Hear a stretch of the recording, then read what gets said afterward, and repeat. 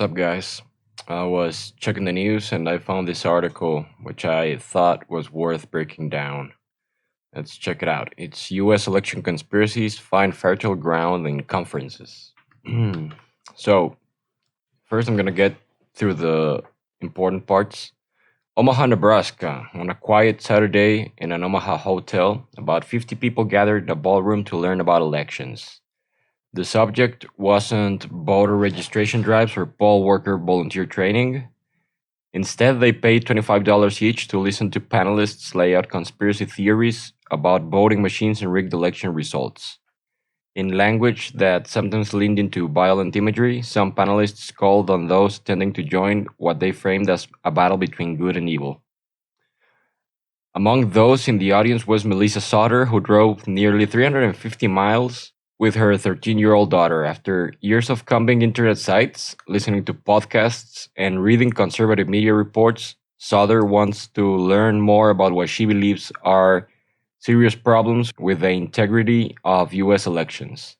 She can't shake the belief that voting machines are being manipulated even in her home county, where then President Donald Trump won 85% of the vote in 2020. Let me do the voice. I just don't know the truth because it's not open and apparent, and it's not transparent to us, said Sauter 38. We are trusting people who are trusting the wrong people. All right. So that's very interesting. I have some comments to make there. First off, if you have mass democracy, it's going to require a somewhat complex system where it's not possible to reach the level of transparency that everyone can understand with ease, right? So what I'm saying is not everyone is going to be able to understand democracy with a transparency that is apparent to the majority. There's going to be some stuff that maybe isn't easily understood, okay? And this is the situation here is so sad to see because these are people who due partially to ignorance and lack of education or something similar, they fail to realize that just because there's flaws in the system, it doesn't mean that the whole system has broken down. It's they don't have the tools to understand how the system is working apparently. They just perceive it to be broken and that's all they got. When you're in a society where some people can reason and think on their own, you don't look good at all when your arguments without evidence are in reaction to not getting your way. You become untrustworthy. These arguments come from a place that isn't logical. These rigged election people believe that all the humans that participate in conspiracies are extremely competent to begin with, capable of orchestrating nationwide campaigns with no whistleblowers pulling out tangible evidence. Like, okay, come on. I don't think that's realistic. Also, if from the moment that you're learning how a system works, you already made up your mind with a false notion about how to interpret everything, you're not going to learn how the system works. You're just going to find arguments to interpret things falsely. They are being taught how things are going to get manipulated ahead of time so that they won't know how elections actually work at the end of the day. If you want to criticize the system, you have to understand it from a functional point of view and not just dismiss everything as a conspiracy just because things didn't go your way. The event continues. At the Omaha conference, evidence of an accurate election was ignored as speaker after speaker told attendees that machines are rigged and elections are stolen.